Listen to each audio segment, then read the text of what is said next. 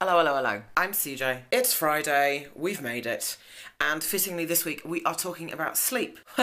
Which, sleep and I have an interesting relationship. It's kind of like a love-hate relationship. There's a thing that happens when you get old. I was going to say that it was more than that, but it really isn't. There's a thing that happens when you get older. Suddenly, like, naps are the best thing that anyone's ever done, ever. And my disco naps are a little bit legendary. I have, in fact, slept through entire events because I stopped to have a nap, and then that nap turned into like a 12-hour sleep. That's just who I am as a person.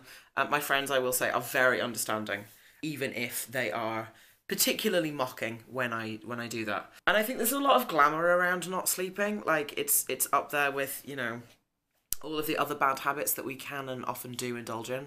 And I think sometimes we have to be really mindful of the fact that it can be so easy to be like, psh, I don't need sleep, when like you do.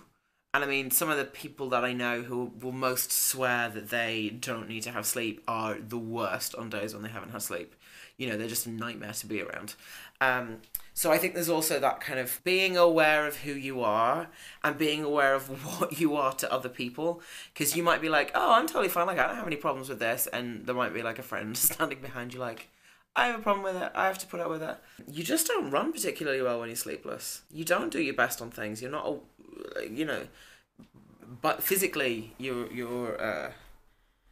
see, I'm tired now and I can't English. And that's a big difficulty when you can't really speak any other language. It's just a really important self-care thing. Like, sleep is awesome, and it's necessary and it's good for you. And I do have caveats for that, you know, like as someone who's gone through a bunch of fun times with PTSD, like there have been times where like being asleep has quite literally been a nightmare.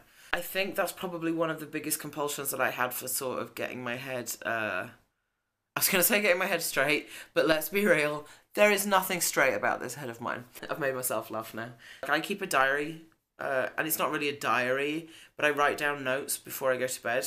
I've started to write down my to-dos for the next day, because I found that for me, that's really helpful in kind of emptying out that space in my head a little bit and just kind of giving my mind fewer things to latch onto. If I keep hold of things and carry them to literally, if I carry them to bed, I find that I'm more likely to invite nightmares and difficult. The night terrors are always a great thing. So sleep itself can just be a little bit of an unsafe territory. And I think sometimes you just have to acknowledge that, because at least you know what it is. You know, there's a power in logic, and I think there's a power in knowing. Or at least I've found that for me. Sleep in general has been one of those kind of big areas in which self-care has become, is maybe the only way in which my self-care right now is great, because I'm being really careful about it. I'm not particularly a morning person unless I've gone to sleep well the night before, you know. Again, that's like a well duh moment. And I think you just find the habit that works for you, and whatever habit works for you is cool.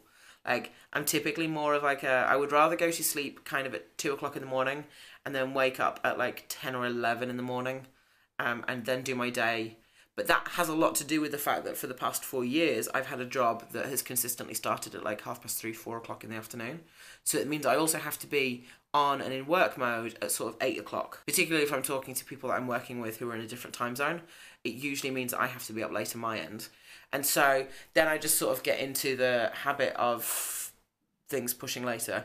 But I think like 2 until about 10 is probably my 2 till 11, something like that is my my dream state for dreaming. And I make no apologies for that. You know, it's the same way when I want to go home now because I want to go to sleep, because I want to make sure that I get, you know, 8 hours sleep. I used to think that that was lame, and now I sometimes think about the number of hours of sleep that I've missed out on, and it makes me sad. Anyway, it's nice to see you. Talk sleep. Tell me about sleep. I'm going to go to sleep now. So by the time you are watching this is nighttime now. And by the time you watch this, it'll be morning. So good morning, or good night, or I don't know. I'm going to bed now, but I will talk to you next week. Okay, bye.